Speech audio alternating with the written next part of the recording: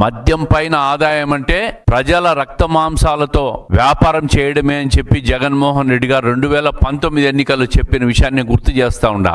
అందుకే సంపూర్ణ మద్య నిషేధాన్ని అమలు చేస్తానని చెప్పినాడు. మరి సంపూర్ణ మద్య నిషేధాన్ని అమలు కాదు కదా, అధిక ధరలు పెంచి కల్తీ మద్యాన్ని అమ్మి ప్రజల ఆరోగ్యంతో మాన ప్రాణాలతో ఆడుకున్న ప్రభుత్వం మీది. ఈరోజు రాష్ట్రంలో ఒక విషపూరిత మద్యం పట్ల రాష్ట్ర వ్యాప్తంగా 35 లక్షల మంది అనారోగ్యం పాలైనారు. మీ పుణ్యమా అని, మీ ప్రభుత్వంలో జరిగిన కల్తీ మద్యం పుణ్యమా అని చెప్పి 35 లక్షల మంది అనారోగ్యం పాలైపోయినారు.